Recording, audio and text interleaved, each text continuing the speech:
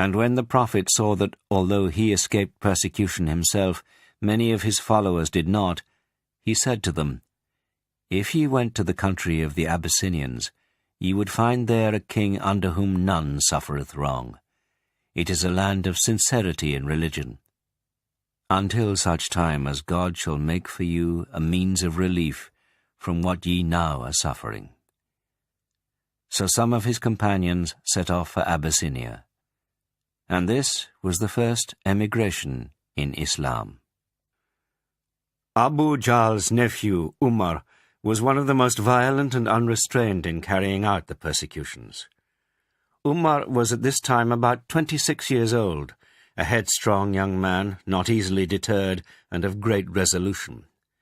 But unlike his uncle, he was pious, and here in fact lay his chief motive for opposing the new religion. His father, Khattab, had brought him up to venerate the Kaaba and to respect everything that had come to be inseparably connected with it in the way of gods and goddesses. It was all woven together for him into a sacred unity that was not to be questioned and still less tampered with. Quraysh also had been one. But Mecca was now a city of two religions and two communities. He saw clearly, moreover, that the trouble had one cause only.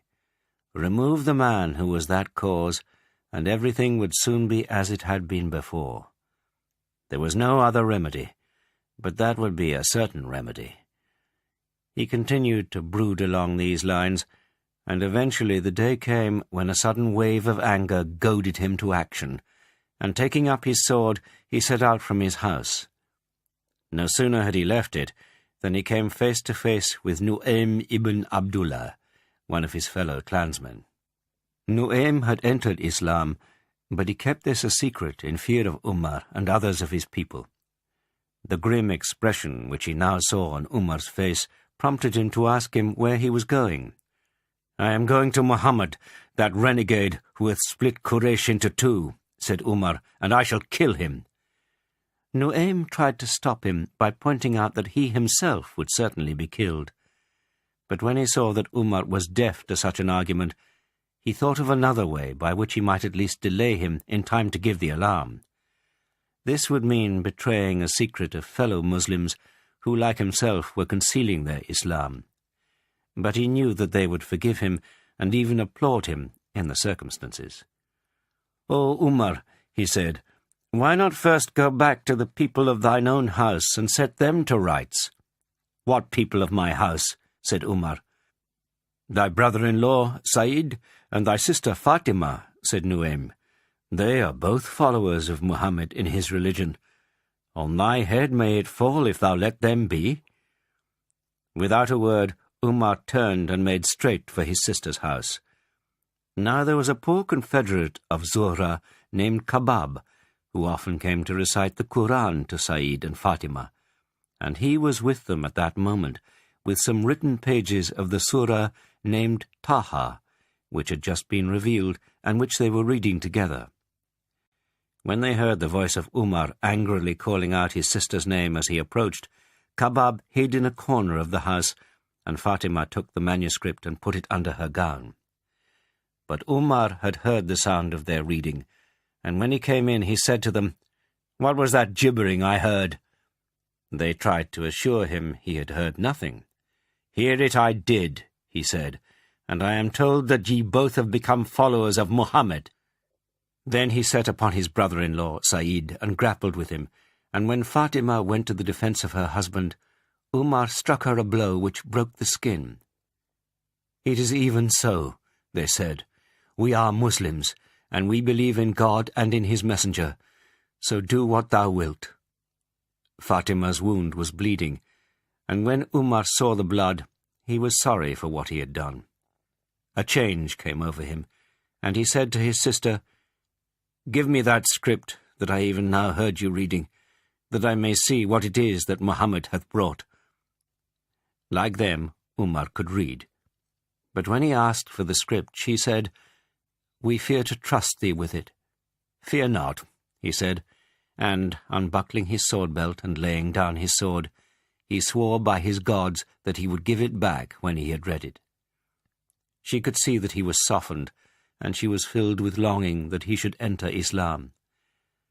"O my brother," she said, "thou art impure in thine idolatry, and only the pure may touch it." Thereupon Umar went and washed himself, and she gave him the page on which was written the opening of Taha.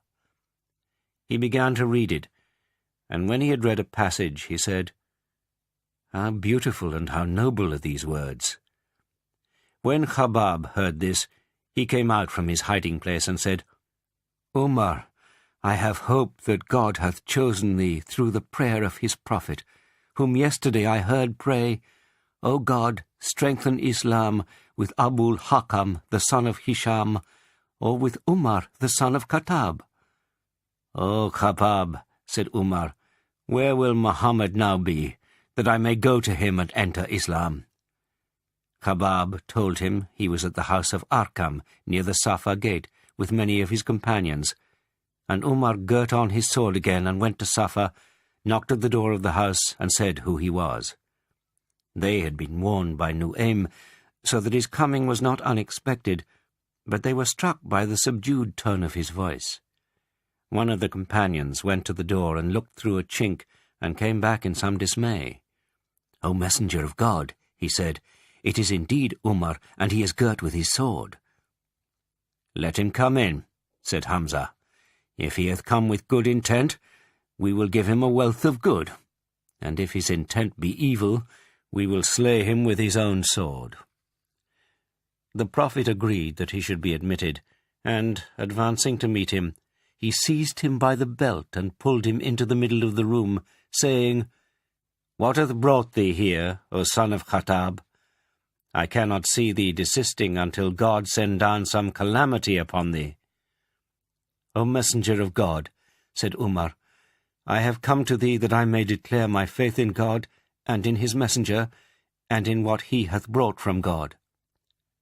"Allahu Akbar," said the Prophet, in such a way that every man and woman in the house knew that Umar had entered Islam. And they all rejoiced.